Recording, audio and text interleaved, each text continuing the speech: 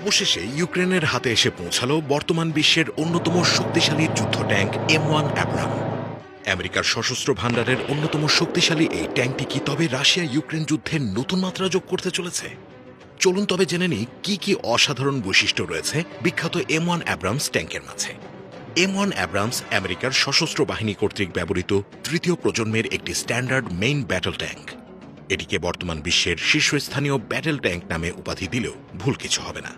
এমনকি সোভিয়েত আমলের ট্যাঙ্কের চেয়েও শক্তিশালী বলা যায় একে। M1 অ্যাব্রামসকে যদি একটি শব্দে বিশেষিত করতে বলা হয় তবে সেটি হবে অনন্য।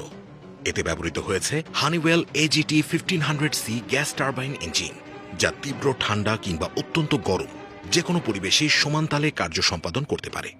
M1 অ্যাব্রামসের মাল্টিলেভেল আর্মারকে বলা হয় বর্তমান বিশ্বের সবচেয়ে শক্তিশালী আর্মার। এই আর্মার তৈরিতে ব্যবহৃত হয়েছে বিভিন্ন ধরনের সিরামিক, স্টিল, প্লাস্টিক কম্পোজিট এবং কেভলারের মতো পদার্থ। 1987 সালে এর আর্মারে যোগ করা হয় ডিপ্লেটেড ইউরেনিয়াম শিল্ড। 1980 সালের দিকে M1 অ্যাব্রামসের মেইন গান ছিল 105 mm। পরবর্তীতে তা পরিবর্তন করে 120 mm মেইন গান সংযোজন করা হয়েছে।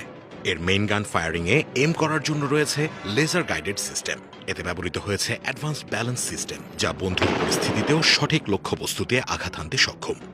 এই বৈশিষ্ট্যটি একে অনন্য ব্যাটেল ট্যাঙ্কের চেয়ে কিঞ্চিত হলেও এগিয়ে রেখেছে। M1 অ্যাব্রামস ট্যাঙ্কের মেইন গানটি 360 ডিগ্রি অ্যাঙ্গেলেই রোটেট হতে পারে। এর ইন্টারনাল সাইট ভিউ হিসেবে ব্যবহৃত হয়েছে হিট সিকিং ইনফ্রারেড সেন্সর, যা এর আশেপাশে প্রায় 1.5 কিলোমিটারের মধ্যে থাকা প্রায় সবকিছুকেই ডিটেক্ট করতে পারে। এতে রয়েছে 2টি joystick controlled 7.66 mm machine gun, যা ট্যাঙ্কের ভেতর থেকেই পরিচালনা করা সম্ভব। এত সব সুবিধার পাশাপাশি এই M1 অ্যাব্রামসের রয়েছে স্মোক জেনারেটর, যার দরুন এই ট্যাঙ্কে স্মোক গ্রেনেডের উপর নির্ভর করতে হয় না।